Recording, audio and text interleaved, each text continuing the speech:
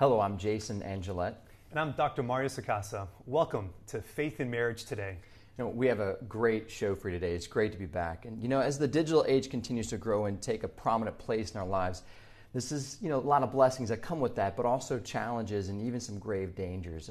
Two particular that I'd like for us to talk about today that we're going to get into. Obviously, the struggles and challenges associated with pornography, online pornography, but at the same time, those who are on social media, those who are using these cell phones, particularly the youth, the teens, the negative impact that it's having in their mental health. Right. No, two great topics that we're going to be able to talk about, approaching this as dads always, and our concern that we have for our own children and helping our listeners to be able to understand what the issues are here. So let's talk about pornography just for a minute. Do you have any idea how much money the porn industry makes in America today? I've heard so many crazy statistics. What's the latest? The latest, at least what I've seen, is estimates between $12 to $15 billion. $15 billion. Yeah. That's more than the NFL makes yearly. I mean, you think about like all the contracts that athletes make and the owners, how much money they have, and Papa John's and Nike and shoe deals and all sorts of stuff. You add all of that up, together, and it's less than what the porn industry makes in a year. I think that's the thing we got to realize, that this is a grave problem. We can't just kind of stick our heads in the sand on this. Like, there is something that we need to respond with, because the age of exposure keeps getting younger and younger. Yeah. The types of pornography that are there are more body punishing and grotesque.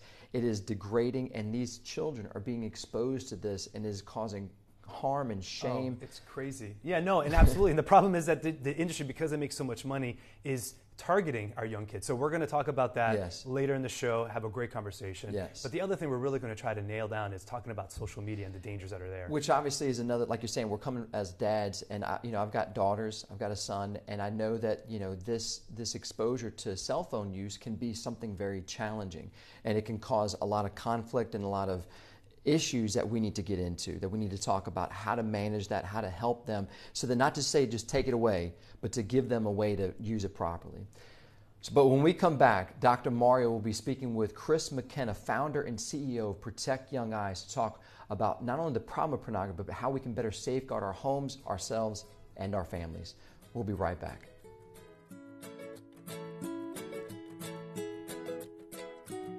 The Willwoods community invites married couples to break away from their busy schedules and spend quality time rejuvenating and enriching your relationship on a weekend married couples retreat. Held at the beautiful St. Joseph Abbey in Covington, you and your spouse will spend time growing closer in your marriage through inspiring talks, private couple time, personal alone time, reconciliation, Eucharistic adoration, and the celebration of the Mass. To register for your getaway, go to faithinmarriage.org.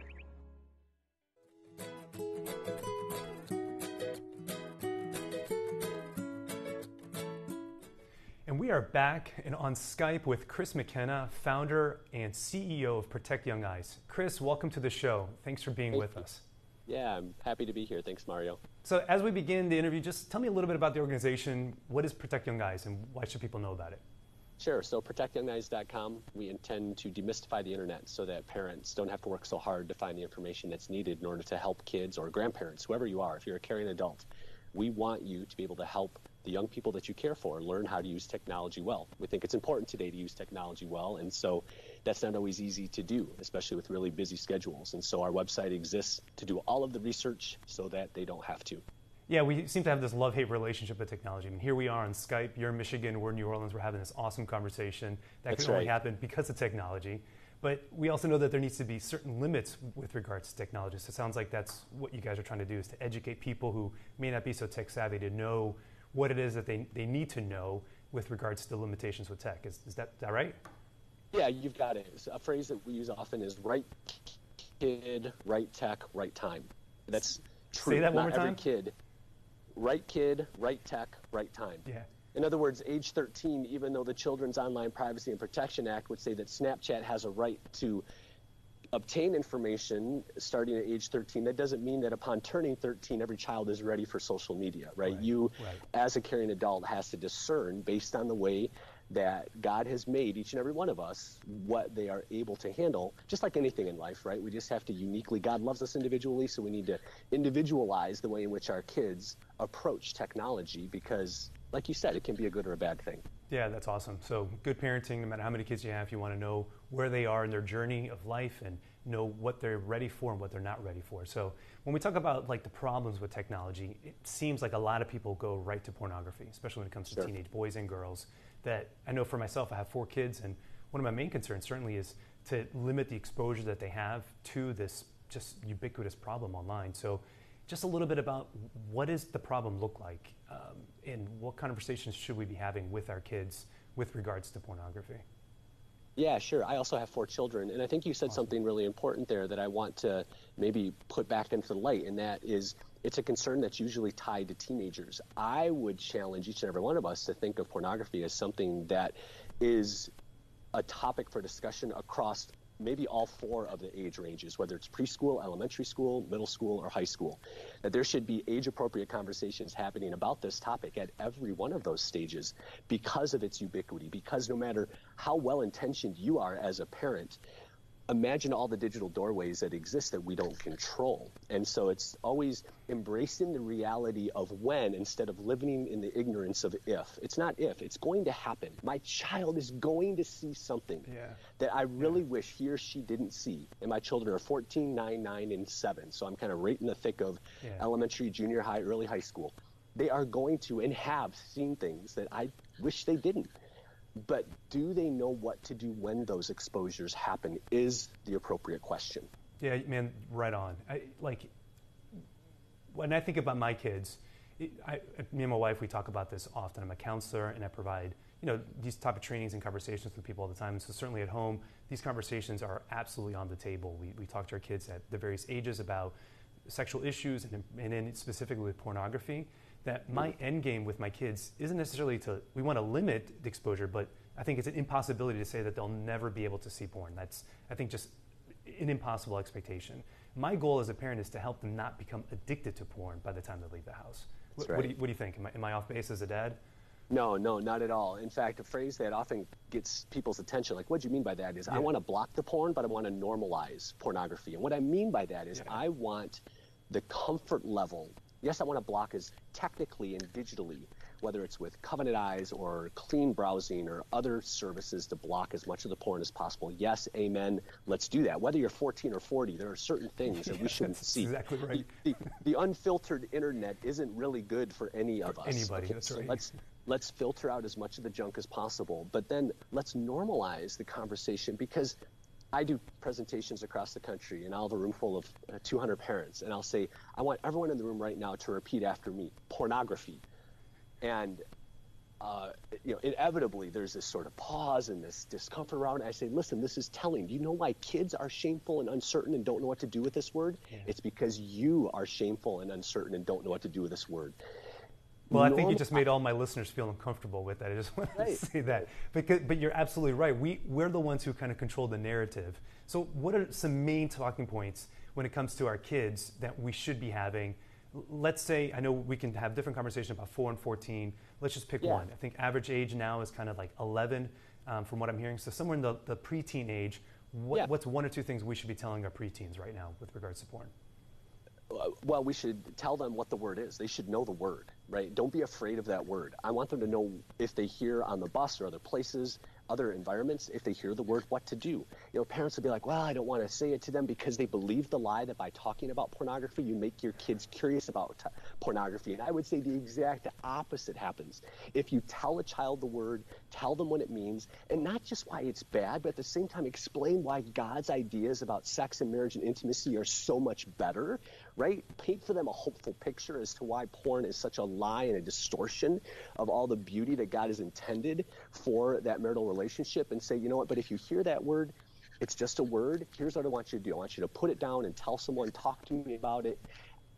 I want my kids to know that Dad will never be upset with anything they would ever come related to technology and come to talk to me about.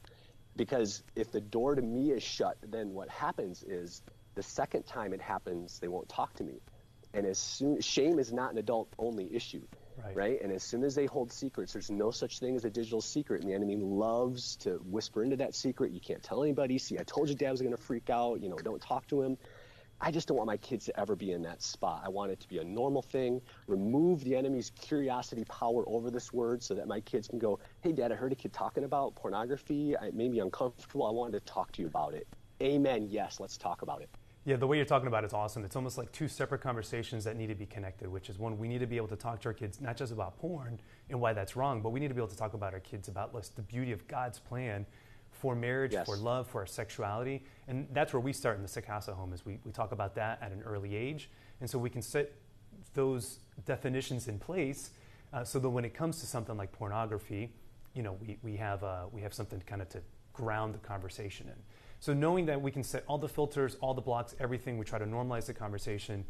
What do we need to say to maybe like our grandparents or something when our kids go over to sleepover? What type of conversations do we need to be having with them and preparing them for those Sure. opportunities, or hanging out with their friends and they see something that they shouldn't be looking at? Yeah, so, some families like to have some kind of code or some kind of word that signals help. Like if my kid is ever in an uncomfortable situation, they could text me a word and I'll know what that means. How that translates, say, into grandparents, right? Because my kids love spending time with my mom and dad, their grandparents. If I've had a conversation that frames pornography a certain way, like with my 7-year-old, where, my 7-year-old knew what pornography was and what to do when he saw it, right? But if grandma doesn't know that we've had that conversation, and my son, Blake, is at grandma's house, say, watching Netflix, and he sees something he shouldn't, and he goes up to grandma with the iPad and says, Grandma, I've seen something I shouldn't, what do I do? And she freaks out. I'm not saying she would, but if she does, that communicates something to Blake around shame and that I shouldn't say anything about pornography. In other words, she wasn't prepared to know that conversation and know how to respond. And I do this with teachers all the time when we go to schools and we do professional development. I challenge teachers to practice what to do when a child says something to you that they've seen on a computer. If your first response, which is so critical, is one of surprise and disgust and disappointment, guess what? You've played right into the enemy's hand. And he's going to whisper little lies, little distortions into that. And the second time it happens, they're going to hold a little bit back, and they're going to hold on to that secret, and it's so corrosive. So when they're going to other places, whether it's with friends' houses, make sure parents. I know these aren't awesomely comfortable conversations to always have with people, right, but the risks are too big. It's no longer just, does your home have Showtime, Cinemax, or HBO, which is really the only question my parents needed to ask. We live in an age where you have to ask different questions about unsecured devices, older siblings, are devices allowed in the bedroom? Because if my kid is in those spaces, especially in the summertime, you better believe I want to know it. So, yeah, wow. Chris, man, thanks so much. Great advice. Really appreciate you being with us. Hope we can have you again on the show sometime soon. I would love that. Thank you. Yeah, man. God bless you. So good. So we're going to take a quick break where we'll hear a brief reflection from Dr. Tom Neal. Seeds of Faith will be a reoccurring segment on our show, done in collaboration with the Catholic Community Foundation. Today, Dr. Neal addresses the question, does everyone have a vocation?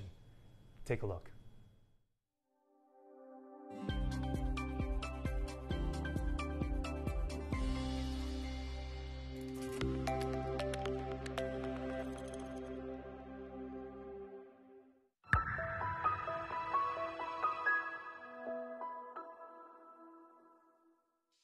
Very simply, the idea of vocation is that every one of us is created by God with a mission and a purpose in life, that He's entrusted us with gifts and talents at a certain time in history, in a certain place, to do His will in a specific way, to make use of what He's entrusted to us in a specific way in the service to the mission of the church and to the world.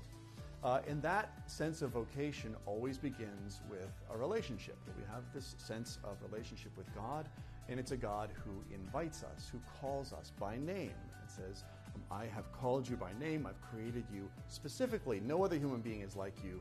No other human being has your gifts and talents that's unique in the way that you are, with everything you have, gifts, strengths, weaknesses, the whole thing. I've called you to carry out a mission in life.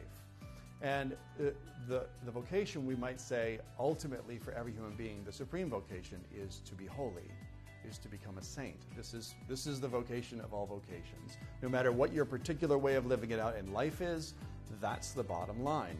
to become holy. And to become holy, very simply put, simply means to live and love the way that God lives and loves, to live in accordance with God's will, to make Him present in the world through our lives. This is what holiness is. And holiness can be lived out in any state of life, in any circumstance of life, at any age, in any condition. In our own way, we can try to make Him present, and above all else, His love present in the world. So that's the universal vocation, you might say, of every single baptized Christian. And then some people, as they grow older, begin to discover, or most people, that they have a unique, specific calling to a way of life we call a state in life, which is, things like priesthood, religious life, marriage. Those are usually the traditional big three. Choices we make that organize our whole life around those commitments to serve. But we could also include, in an extended sense, in this state of life, professions, careers, ways that we live out, right, in the world as doctors and lawyers and mechanics and electricians and actors or whatever it is. Our particular way of making use of our gifts and of making God's love present in the world. And each one of us, as I said, does that in a very personal, unique, specific way that's particular to us. And that relationship we have with God that's always ongoing is always a process of discerning, what is it, Lord, that you ask me to do now?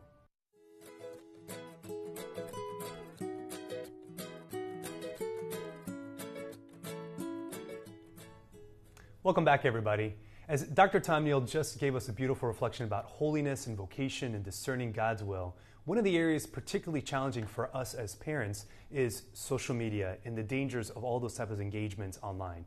So, Jason, what are some thoughts you have about social media and how to handle that? Well, I think even kind of just take a step back and look at just the amount of pressure, right, that we know about peer pressure, and we can look back on our own experiences when we were growing up, grade school, high school.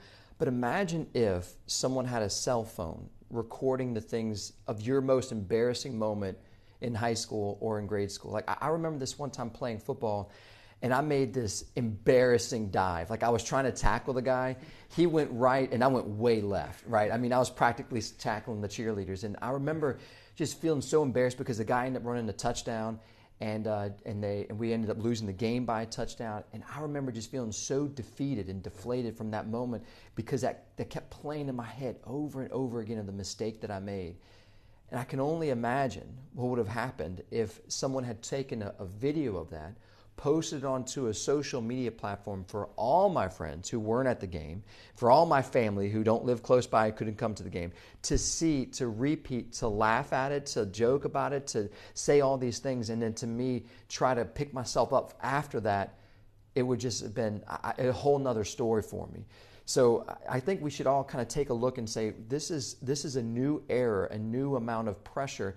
So we really need to be careful of how we're going to address this. Yeah, I think you're right on with that. Now, I mean, tackling the cheerleaders may not have been the worst thing in the world either. I'm just going to put that out there. Right. But your point's well taken, which exactly. is that we have these pressures that are inescapable. And I think that's the word that comes to mind with what you're talking about, is that for us, so often we find social engagements in that when we were in teens or in high school and thinking about with parents right now, like if you were having a problem with somebody, you could kind of avoid that person. Yeah.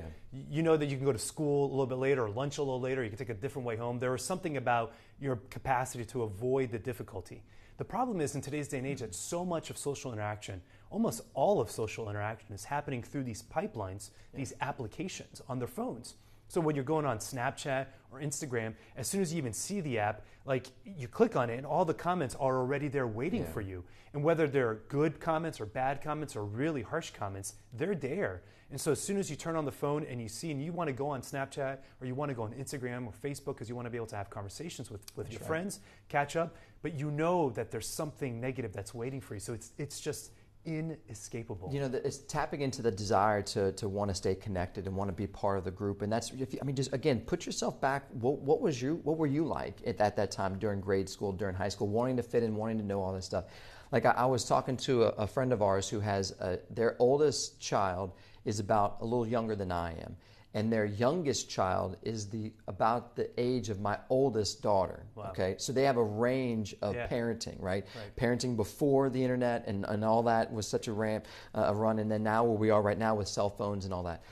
So they said, they were telling me, especially like with the pornography stuff, like we've got Covenant Eyes, we have, the filters and the protection, things like that. But for my daughter, the thing that really stands out the most is this social pressure, this either fear of missing out or maybe just not being included all the time, always. So they said this, they said, growing up, my oldest daughter, and I would say to her, hey, let's say it's Friday night, come sit down and watch a show with mom and dad. Sit down, watch a show with mom and dad, everything was fine. Fast forward to my youngest daughter, this is them saying this, to my youngest daughter, I say, hey, it's Friday night, you want to come sit down and watch a show with mom and dad? They sit down with mom and dad, but then she takes out her phone, and then she sees her friends together, but she's not there. Yeah. And she sees it Friday night, and she's reminded of it Saturday morning, Saturday, Sunday. And so we see there's a whole nother pressure and a whole nother stress and a whole nother of isolation that they're feeling, even though this is meant to be something that's trying to connect them. Yeah, I know, man. It's really just a challenge. Now, I know that there are some differences between boys and girls and teenage boys and teenage girls as to how they experience this. Now, I only have boys, and so you have both, and God bless you, as you navigate that, and certainly the challenges there with boys. But one story that I want to share that my oldest son is a senior at the local Jesuit high school, and he is a bandsman, so he plays an instrument, he marches in parade season. Sometimes I'll go on the bus and be a volunteer and march on the sidelines, which is just an awesome opportunity. But as I'm on the bus, the boys have their phones out, but they're pretty quiet even when they're on the bus, and they're playing games or kind of even just chatting to the person next to them a little bit, but it's usually kind of quiet. Well, there was one time where the bus was full, and so I was standing room only on the Jayette, which is the dance team bus. And so the girls were all on the bus, and I'm standing there, sitting around, just looking around, and not trying to like eavesdrop on anything, but the amount of conversation was just so high. It was so night and day difference, right? And all the girls were on Instagram, Snapchat. I mean, all the girls were on the social medias, just chatting, all this thing. And I just immediately was like, man, like the pressures, particularly for young women, is just so challenging. And I know that the studies show that if you give teenagers a smartphone, girls almost always will go, the first apps that they'll download will be the social media apps. That's right. And boys, almost always the first apps that they'll download will be games. And so again, there's challenges on both ends, but I know there's a particular challenge there for young women. So you who have girls, what do you see? What are your experiences? Well, the research is showing significant impact, especially with young girls, young teenage girls. And we're seeing this rise in depression, this lowering of self-esteem. We're seeing a lot of negative impacts emotionally that's happening to women. It's interesting. I was giving a presentation on social media and things like that, and I remember coming across the statistic or the study that said that the majority of teenagers don't love their social media app. They don't love it. They'll love their movies, not like they love their movies, they love their music, but they don't love social media. And I was telling this to Elise, and my second oldest daughter was in the room, and I was kind of talking a little loud so she could kind of hear the insights, because I was trying to teach but not, but so anyway, so I'm sitting there and I'm saying this, and then my daughter stopped me and she says, Daddy, I agree with that. She says, it's not about having Snapchat or having Instagram. She said it's about not having it. So there's a pressure of being included, and there's like this undue stress and burden that they feel like they've got to always, post these pictures or be involved in this thing or like get these likes, and then what are people saying? All that. Well, the problem is that when you're having a natural conversation like we're having, or that you have with somebody over coffee, there's always room for an accident to occur. There's always a room for something that I didn't plan to actually happen. Right. Online, everything is curated. Every picture you take is edited. It's put through a filtering system, and so you only present your best face forward. Now, we all know this, but the reality is that when we're scrolling and when we're teenagers and this is the pipeline, this is it, it's very easy to succumb to some type of thinking that says, I don't measure up. Well, you can even think about a vacation. You're scrolling through social media when you're not on vacation, and when you're actually on vacation, you're enjoying the moment. But you're taking a lot of pictures and you're posting those pictures, right? Yeah. So then people who are not on social media, then they're looking at their phones and they're saying, man, when was the last time I got to go on a trip? I haven't been this. So they're comparing themselves, like you're saying, all these edited things, but also all these amazing moments. They're comparing themselves and they're seeing themselves not at that level. Yeah. So what we want to do here is really just try to encourage our parents and each other, certainly, that we can do this and that there's a way kind of forward. So when we come back, we will give you our thoughts for an action plan. Stay with us.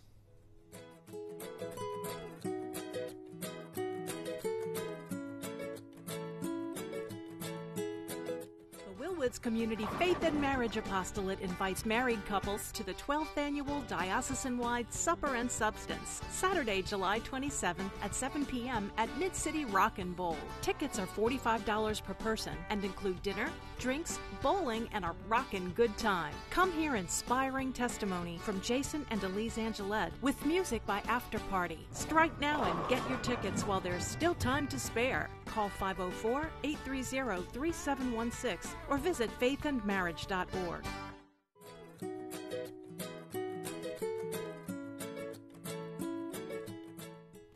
You know, the problems out there are big, but not as big as God. God is bigger than all of this. And I think in the heart of it, we need to make sure that, one, we're praying and trusting in our loving God who is with us, who is giving us the grace to be the parents, to be the people that He's calling us to be. I think some simple solutions, we've got about 7 of them that we can work on today that we want to talk about. The first one is just regulating the amount of time, 1 hour a day on social media for the kids, depending upon the age. I think that would be a good move.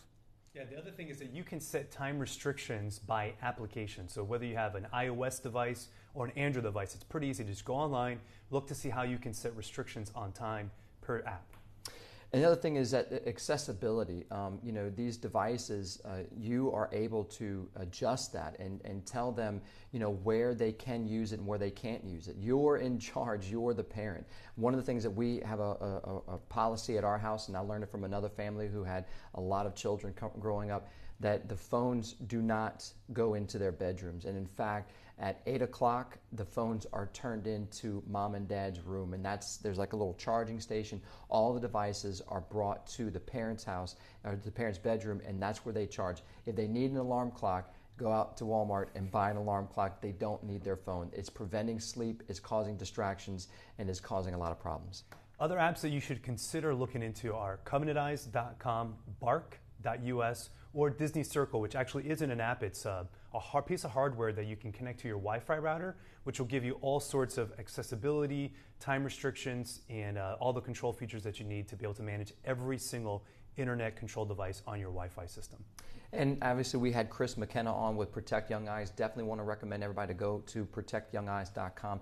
Great website, loaded with a lot of information. Knowledge is power, and we need to learn what's going on, what's out there, and how we can adjust and how we can grow in our understanding and how to talk to our children and how to better protect our children. So for those of you in the New Orleans area, a couple of things that we would love to recommend is that Jason and I are actually doing a presentation on this at Notre Dame Seminary on July 10th at 6:30 p.m. So please come and listen to us talk about parenting in the digital age. Also, lastly, we'd like to talk about the website, the anti-porn initiative called cleanhearts.online/NOLA. That's our show for today. Be sure to follow us on Facebook, like us on Instagram, subscribe to our YouTube channel, or learn more about the work of Faith in Marriage at faithandmarriage.org. See you next time, and God bless.